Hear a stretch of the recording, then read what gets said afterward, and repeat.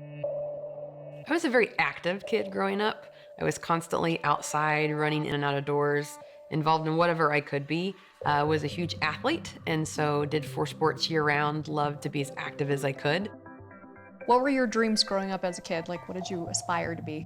As a little girl, I always wanted to be an orthopedic surgeon, and I constantly wanted to take things apart and put them back together and fix things, and so I definitely knew I was headed toward a career in medical. Can you tell us what happened on August 2nd, 1999? So I've always enjoyed being outdoors, and I heard about the opportunity to come out to Wyoming in the early 90s.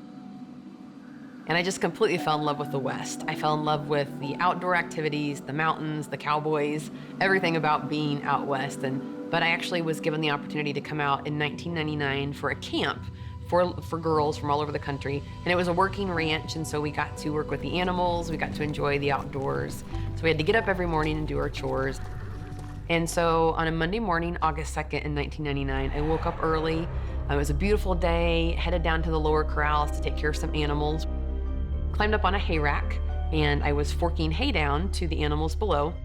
And I broke open one of the bales, and part of it fell off to the side.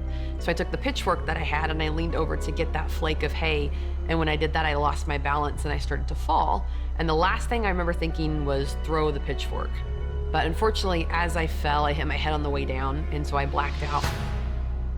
And when I came to, I thought it had been 5 seconds later. I started to try to get up and realized that I couldn't.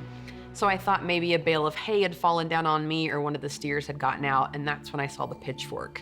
And it had landed, and I had landed crossways on the wooden handle. And if you find your last rib and follow it all the way around to the back, that's your T12 vertebrae, and that's exactly where that pitchfork had hit my back and just completely blew it out, damaged my spinal cord. They called the ambulance, and from there started the journey towards finding out what they were gonna have to do to kind of put me back together, and then the life that was gonna be so different now after that accident. Okay, Ashlee, I know that you have to get creative and pretty innovative with maneuvering around in the outdoors, so how do you do that? Well, a lot of it is the adaptive equipment that you have, and my most important piece of equipment is my action track chair. If I didn't have that, I would never be able to get out in the outdoors like I do. So this is my baby. This is the tank. This is the tank, yes. Can you show me how it works? Absolutely. So the tank treads are really nice because they'll get you into places where you wouldn't be able to get in a manual chair. And this one is really cool because it actually stands me up as well. What would be your message to somebody in your shoes?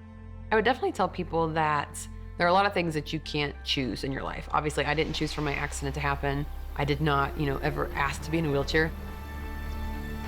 But the one thing that I can choose every day is my attitude.